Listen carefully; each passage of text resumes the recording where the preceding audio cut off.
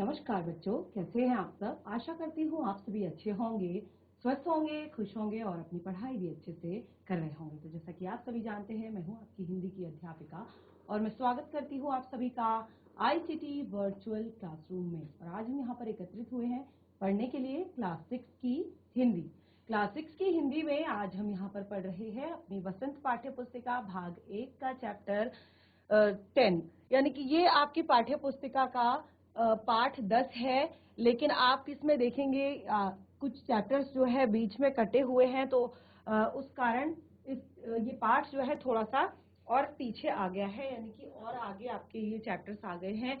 तो यहाँ पर ये जो पाठ है इसका नाम है संसार एक पुस्तक है। और आप देखेंगे ये पाठ जो है बहुत ही ज्यादा इंटरेस्टिंग है, बहुत ही ज्यादा मजेदार है। और ये पाठ जो है पंडित जवाहरलाल नेहरू जी द्वारा लिखा गया है।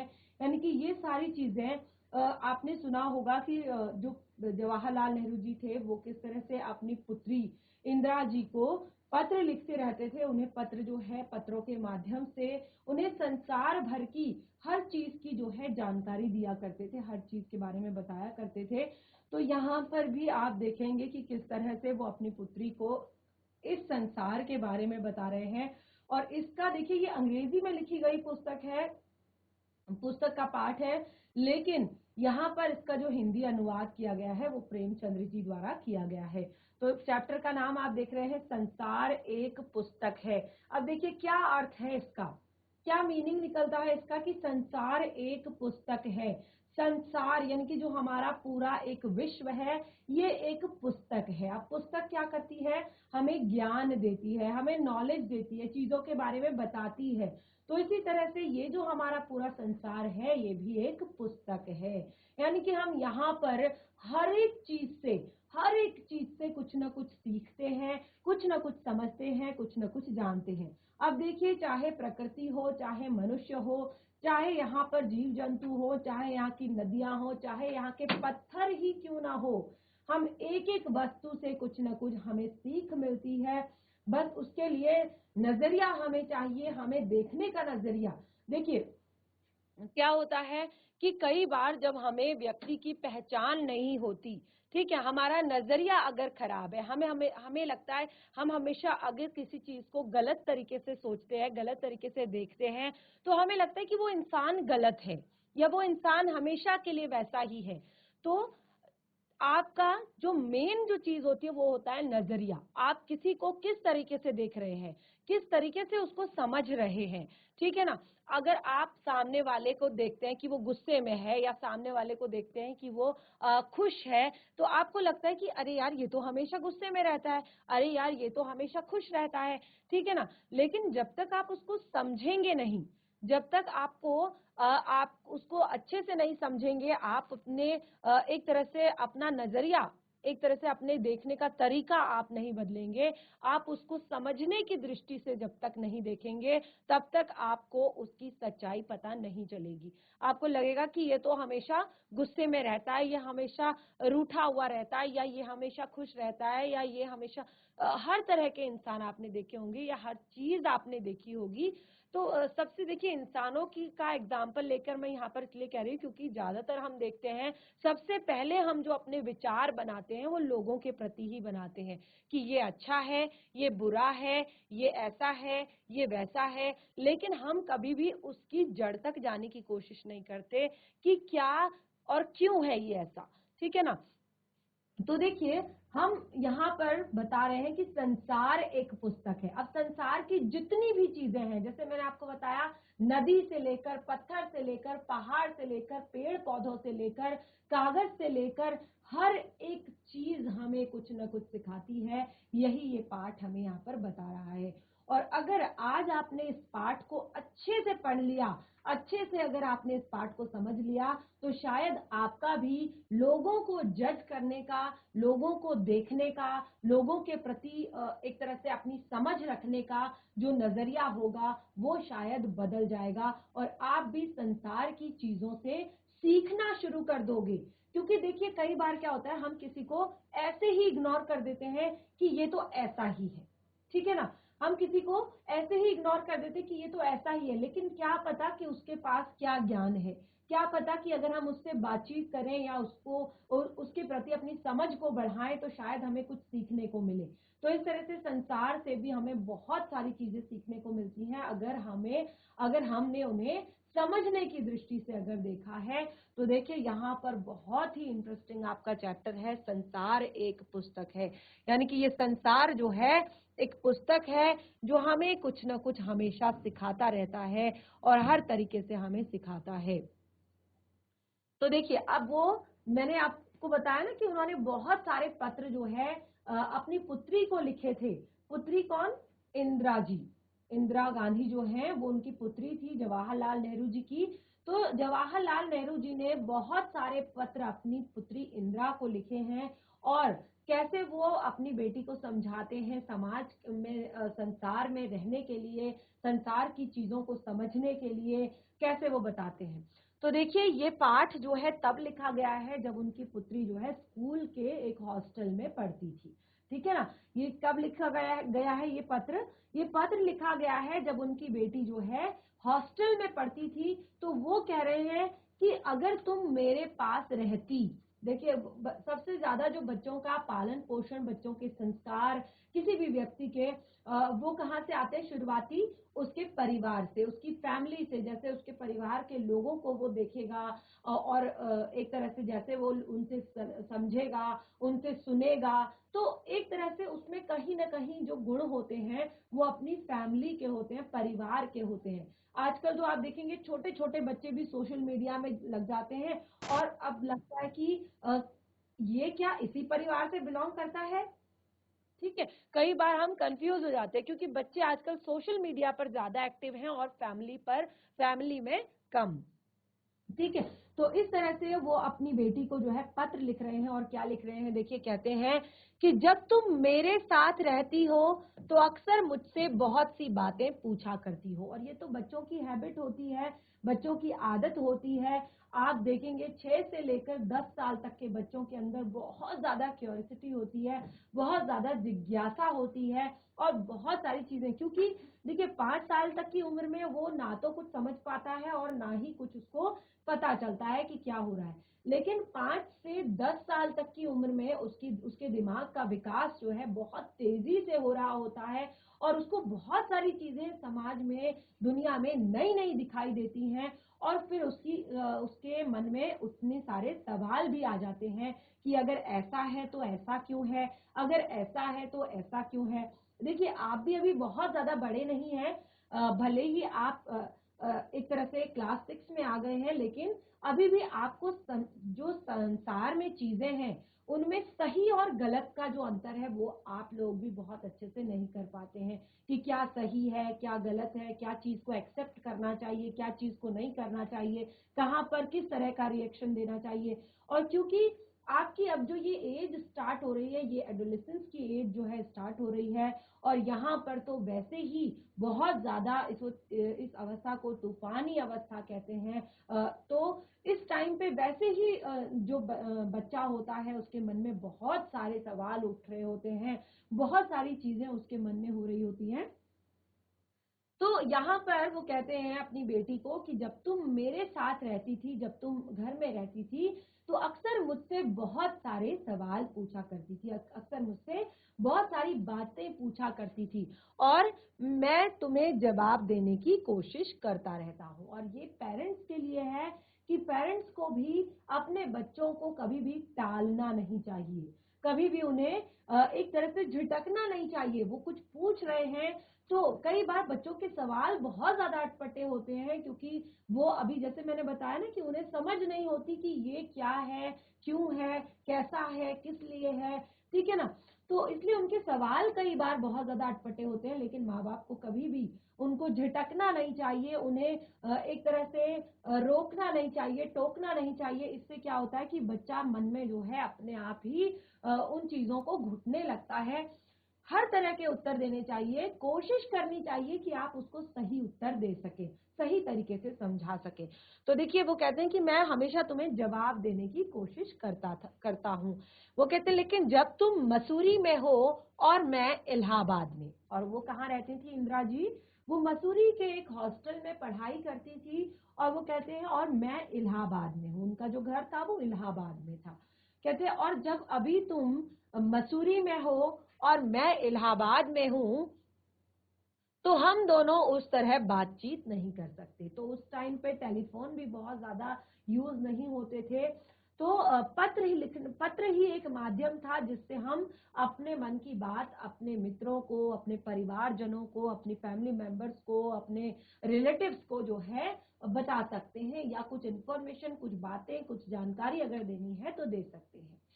तो इस तरह से वो कह रहे हैं कि क्योंकि अभी तुम मसूरी में हो और मैं इलाहाबाद में, तो इसीलिए हम उस तरह बातचीत नहीं कर सकते। वो कहते हैं इसीलिए मैंने इरादा किया है कि कभी कभी तुम्हें इस दुनिया की ओर और उन छोटे बड़े देशों को की ओर जो इस दुनिया में है, छोटी छोटी कथाएं लिखा करूं। वो कहते हैं इसीलिए मैंने डिसाइड किया है, क्योंकि देखिए अगर बच्चा हॉस्टल में है तो आज के टाइम पे तो जैसे मैंने आपको बताया कि बहुत सारी चीजें हैं जिससे आप सोशल हो सकते हैं, लेकिन पहले के टाइम में बहुत कम चीजें हुआ करती थी इस तरह की। तो बहुत ज्यादा जानकारी जो है नहीं होती थी। अगर पढ़ाई के अलावा बच्चा कर रहा है तो उसको सिखाना होता था ये सारी चीजें। तो वो कह रहे हैं कि हम उस तरह बात तो नहीं कर सकते, लेकिन मैंने डिसाइड किया है कि मैं तुम्हें देश के बारे में, दुनिया के बारे में, संसार के बारे में और दुनिया के इन छोटे छोटे देशों के बारे में जो है एक तरह से छोटी छोटी कथाएं लिखा करूंगा। यानी कि और पहले के टाइम पे बहुत सारी नॉवेल्स भी नहीं हुआ करती थी, बहुत सारी किताबें भी नहीं हुआ करती थी पढ़ने के लिए उस टाइम पे। तो इस तरह की चीजें वो कह रहे हैं कि मैं तुम्हें लिखा करूंगा। और कहते तुमने हिंदुस्तान और इंग्लैंड का कुछ हाल इतिहास में पढ़ा है। वो कहते हैं तुमने भारत, हिंदुस्तान यानी कि भारत और इंग्लैंड का इतिहास जो है कुछ एक तरह से किताबों में पढ़ा है, कुछ हाल जो है पढ़ा है। अभी आप क्लास 6 में हैं, जब आप क्लास 8 में जाएंगे तो आपकी जो हिंदी की सेकंड बुक है, बच्चे मैं आप लोगों से कह रही हूँ कि अभी आप क्लास 6 में हैं, जब क्लास 8 में जाएंगे तो आपको जवाहरलाल नेहरू जी की बुक पढ़ने को मिलेगी जिसका नाम है भारत की खोज। और बहुत ही ज्यादा इंटरेस्टिंग बुक है, बहुत ही ज्यादा मजेदार आपकी वो बुक है। वो आपको, जैसे आप देखेंगे कि बुक का नाम है भारत की खोज, तो सचमुच उसमें पूरे भारत की हिस्ट्री, पूरे भारत का इतिहास, पूरे भारत में किस तरह से सभ्यता संस्कृति का विकास हुआ, किस तरह से उस टाइम की जो सभ्यता संस्कृति थी वो कितनी ज्यादा सुविकसित थी, सुव्यवस्थित थी, और कैसे वो शायद आज तक चली आ रही है, 5000 वर्ष पहले की सभ्यता संस्कृति। वो सारी चीजें डिटेल में बताई हैं। वेदों के बारे में आपने सुना होगा, पुराण आपने सुने होंगे, उपनिषद आपने सुने होंगे, महाकाव्य शब्द आपने सुना होगा। तो ये सारी चीजें भी उसमें आपको डिटेल में दी गई हैं। तो इस तरह के वो लेखक थे और इस तरह की ज्ञानवर्धक बातें वो हमेशा लिखा करते थे। तो वही चीजें वो यहाँ पर अपनी बेटी इंदिरा को बता रहे हैं। कहते हैं कि तुमने हिंदुस्तान और इंग्लैंड का इतिहास का कुछ हाल इतिहास में पढ़ा है, लेकिन इंग्लैंड में केवल एक छोटा सा टापू है। लेकिन इंग्लैंड तो केवल एक छोटा सा टापू है और हिंदुस्तान जो है वो एक बहुत बड़ा देश है। इंग्लैंड क्या है? एक छोटा सा टापू है और हिंदुस्तान जो है बहुत बड़ा देश है। यस, हरमानी आपको अनम्यूट कर दिया गया है, माइक ऑन करेंगे। Good morning ma'am.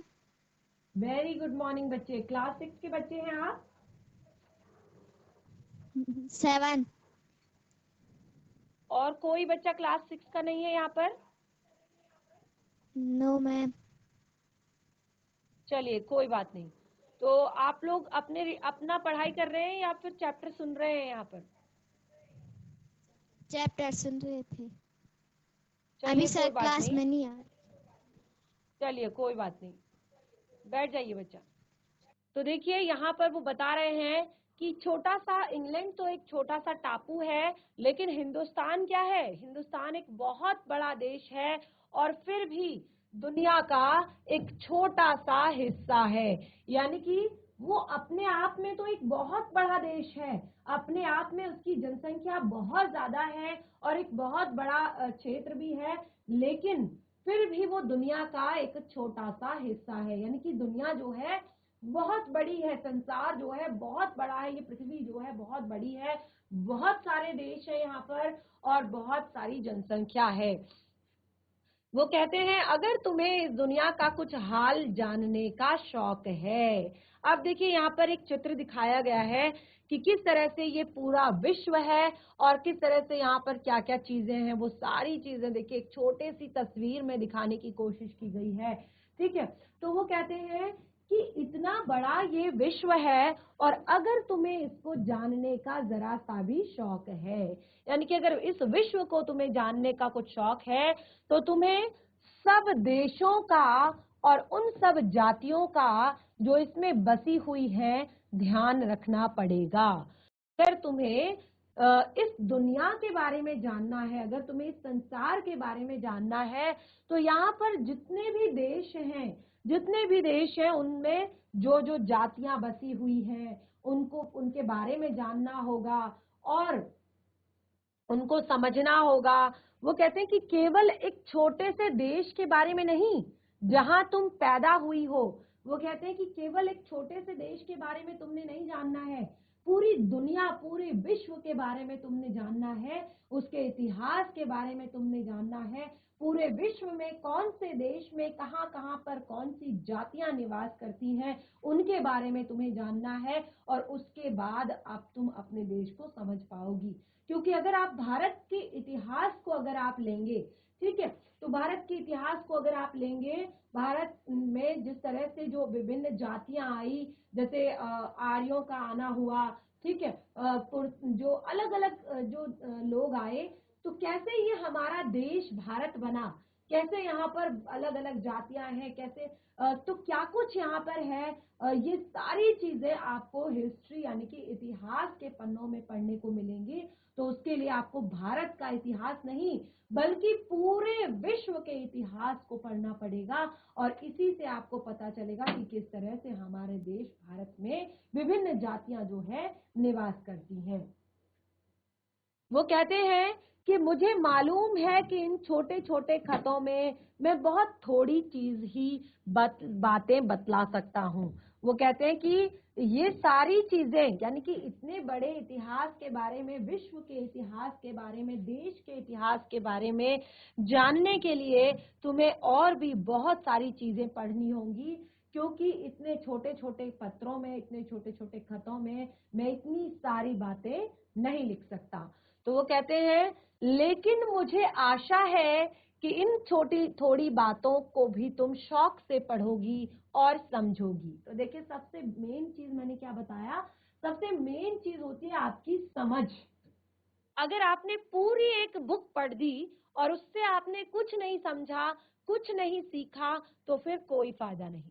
लेकिन अगर आप ये केवल इस चैप्टर को अगर ध्यान से पढ़ेंगे, इतनी सी चीज अगर आप ध्यान से पढ़ लेंगे, तो आपको बहुत सारी बातों का ज्ञान होगा, बहुत सारी चीजें आप जानेंगे, बहुत सारी चीजों को आप समझेंगे।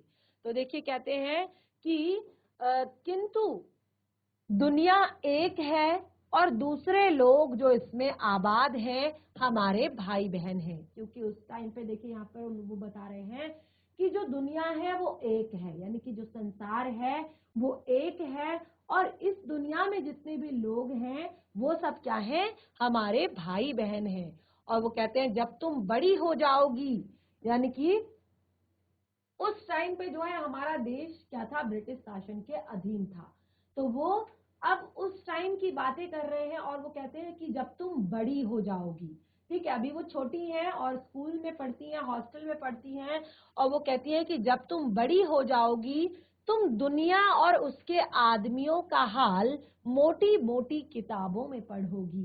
यानी कि जब तुम बड़ी हो जाओगी, आज तो तुम इन छोटे छोटे खतों से, मेरे छोटे छोटे लेटर्स से, मेरे छोटे छोटे पत्रों से समाज को जान रही हो, दुनिया को जान रही हो, संसार को जान रही हो, देश को जान रही हो, उसके इतिहास को जान रही हो। लेकिन जब तुम बड़ी हो जाओगी तो तुम दुनिया के और उसके आदमियों के हाल को, कि दुनिया में कितनी तरह के लोग हैं, कितने तरह के इंसान हैं, उनका किस क्या हाल है, ये सारी चीजें तुम मोटी मोटी इतिहास की जो किताबें हैं उनमें पढ़ोगी।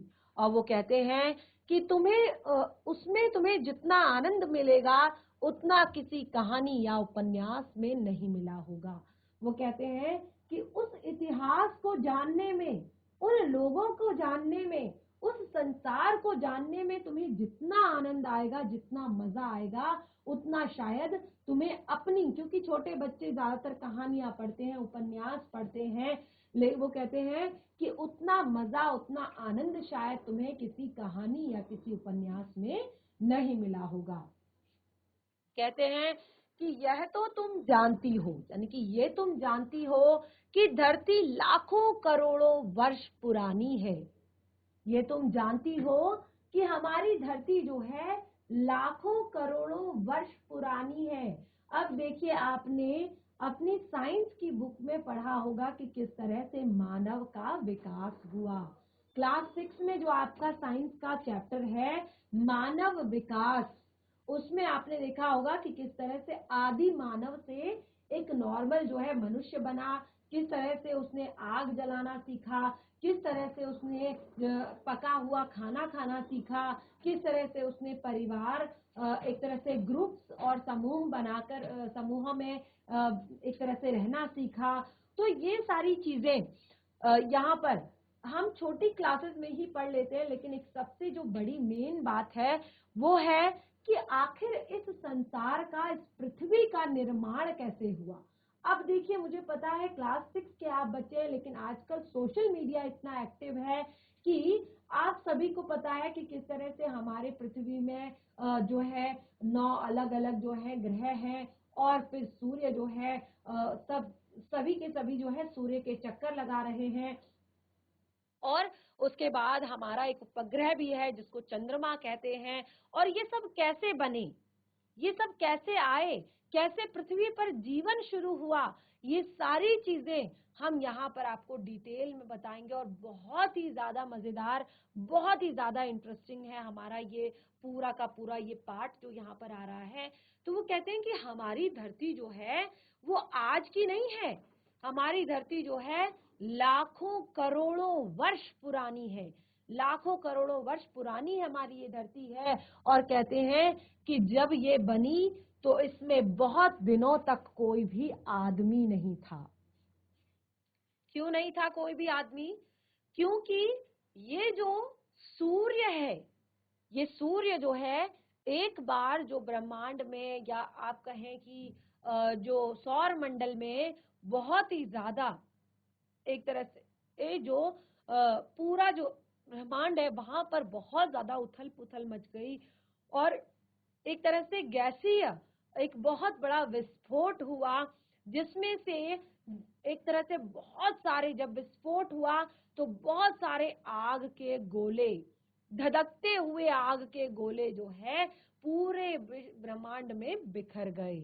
उससे क्या हुआ कि लाखों करोड़ों वर्ष तक वो आग के गोले उसी तरह से धधकते रहे। लेकिन जब आपने देखा होगा कि लकड़ी पर से अगर हम कोयला अलग कर दे तो कुछ टाइम बाद वो खुद ही क्या हो जाता है, ठंडा हो जाता है, खुद ही क्या हो जाता है, ठंडा हो जाता है।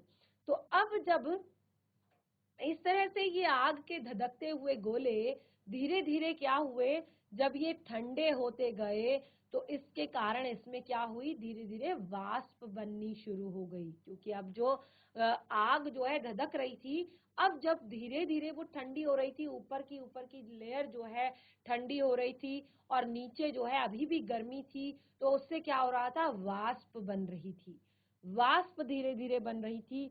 और धीरे धीरे धीरे ये वाष्प इतनी बनी, इतनी बनी, इतनी बनी कि एक टाइम के बाद पृथ्वी पर जो है वर्षा होना शुरू हो गई। यानी कि पूरी धरती पर जो है बारिश शुरू हो गई और फिर लाखों करोड़ों वर्षों तक वर्षा ही होती रही। तो इस तरह से क्या हुआ कि पूरी धरती पर पानी पानी हो गया, पूरी धरती जो है पानी पानी हो गई। लेकिन उसके अंदर जो है आज भी क्या था, गर्मी थी। उसके अंदर जो है आज भी गर्मी थी, ऊपरी सतह पर केवल पानी था।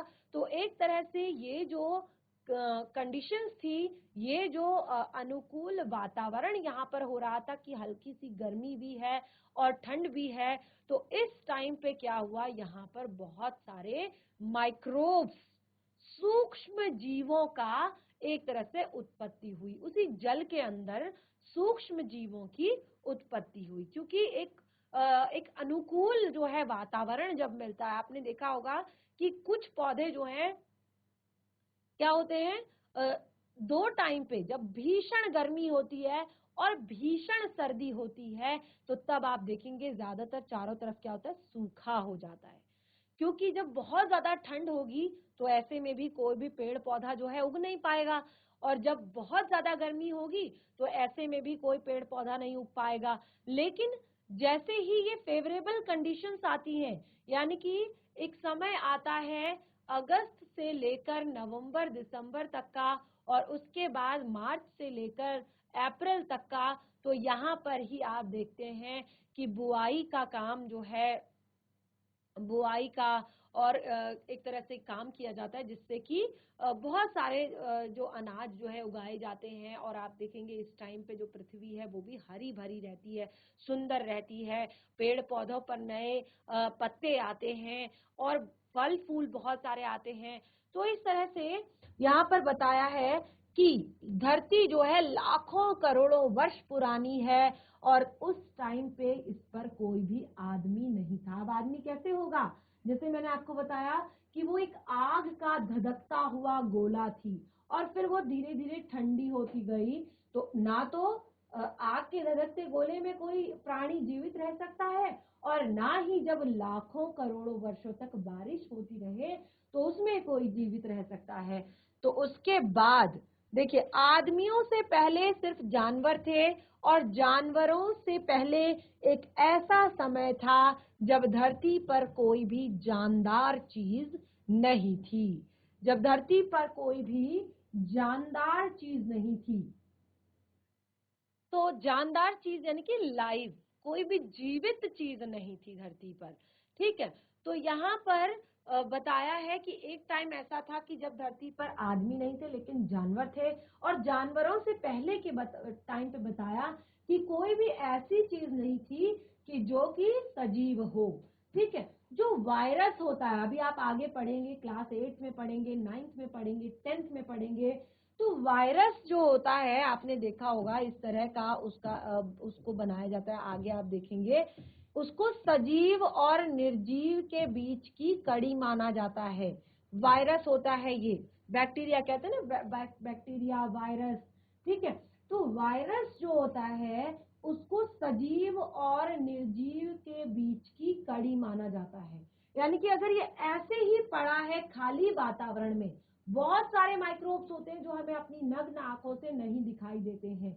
यानी कि आप अगर अपने हाथ को इस तरह से देखेंगे तो आपको इसमें कुछ नहीं दिखाई देगा, लेकिन अगर आप माइक्रोस्कोप से इसको देखेंगे, सूक्ष्मदर्शी से अगर आप इसको देखेंगे, तो आपको बहुत सारे बैक्टीरिया, क्योंकि हम बीमार क्यों पड़ते हैं, देखिए बीमार होने का रीजन क्या है, बीमार होने का रीजन यही है कि हम क्या करते हैं, खुला हुआ भोजन कर लेते हैं, ठंडा और बासी भोजन करते हैं, ठीक है ना, और बिना हाथ धोए भोजन करते हैं। तो ये सारे गुड मैनर्स आपको बचपन में ही सिखा दिए जाते हैं, जब आप प्ले ग्रुप में होते हैं, जब आप स्कूल जा रहे होते हैं, तो ये छोटे छोटे मैनर्स आपको सिखाए जाते हैं कि brush your teeth twice a day, यानी कि एक दिन में 2 बार अपने दांतों को ब्रश करो, क्योंकि मुंह के अंदर भी बहुत सारे बैक्टीरिया होते हैं, बहुत सारे एक तरह से सूक्ष्म जीव होते हैं जो हमें अपनी इन नग्न आंखों से नहीं दिखाई देते हैं।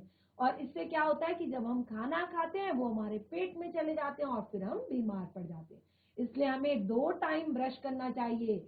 और हैंड वॉश करना चाहिए बिफोर ईटिंग और आफ्टर ईटिंग। अगर आप कोई चीज खा रहे हैं उससे पहले आपको हैंड वॉश करना है और उसके बाद आपको हैंड वॉश करना है, क्योंकि जब भी हम कहीं से बाहर से खेल कर आते हैं, कहीं भी हम खेल कूद में जाते हैं, क्या होता है हमारे हाथ पैर गंदे हो जाते हैं।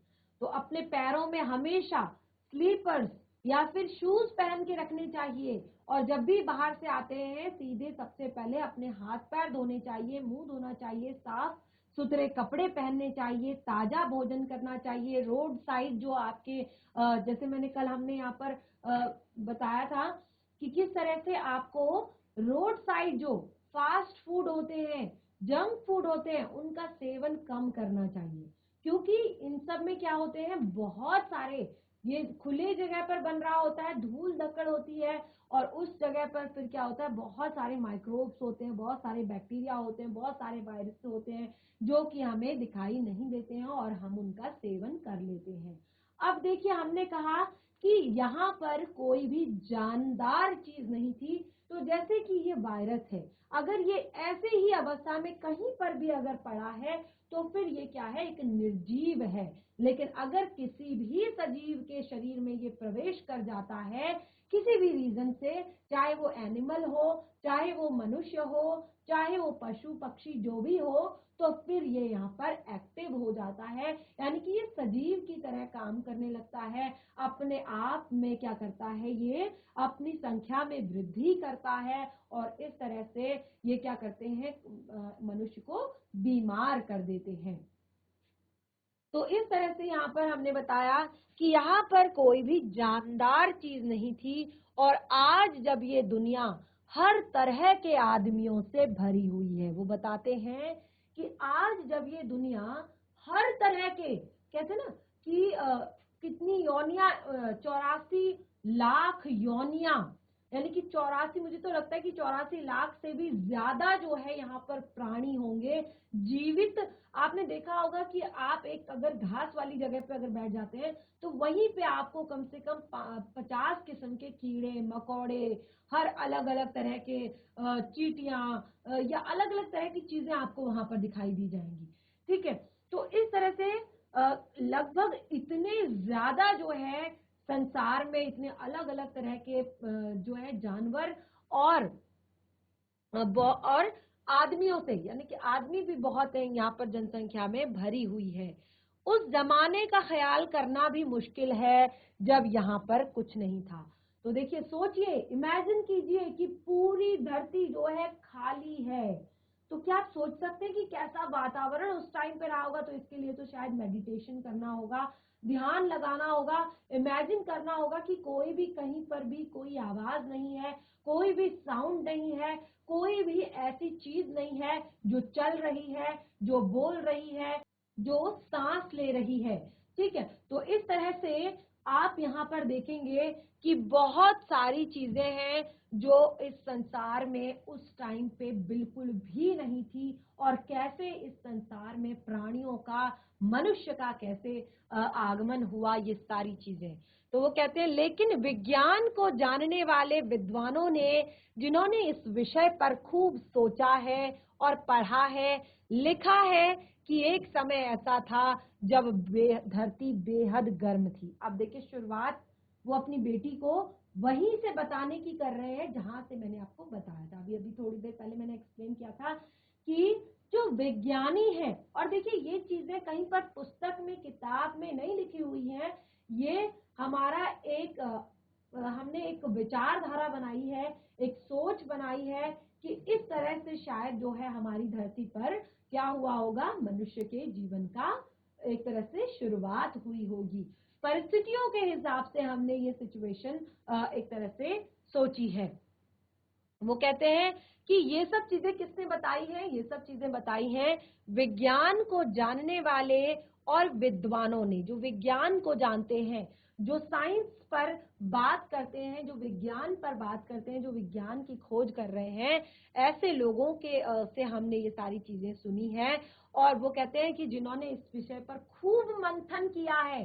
अब देखिए किसी भी चीज की अगर आपको जड़ तक जाना होता है, किसी भी चीज को अगर आपने जड़ से समझना होता है तो क्या करना होता है, उस पर आपको खूब मंथन करना होता है, यानी कि आपको उस पर विचार करना होता है। और जब आप विचार करेंगे तो बहुत सारे सवाल आपके मन में आएंगे और फिर आप उन सवालों के जवाब ढूंढने के लिए निकल जाएंगे। तो इस तरह से वो कहते हैं कि एक समय ऐसा था जब यह धरती बेहद गर्म थी और इस पर कोई जानदार चीज नहीं रह सकती थी। और अगर हम इसे किताबों में पढ़ें और पहाड़ों और जानवरों की पुरानी हड्डियों को गौर से देखें तो हमें पता चल जाएगा कि ऐसा एक समय जरूर रहा होगा।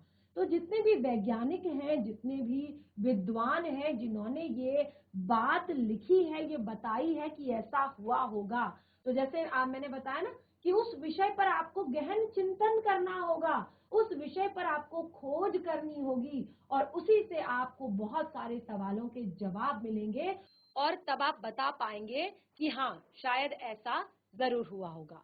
तो इस तरह से आज हमने यहाँ पर अपना बहुत ही इंटरेस्टिंग चैप्टर, बहुत ही मजेदार चैप्टर जो है शुरू किया है और मैं आशा करती हूँ कि आप सभी को बहुत ज्यादा मजा आ रहा होगा इसको पढ़ने में और आपका ये चैप्टर बहुत ज्यादा ज्ञानवर्धक है, बहुत ज्यादा चीजें आपको समझाने वाला है। तो इसीलिए इसे ध्यान पूर्वक पढ़ें।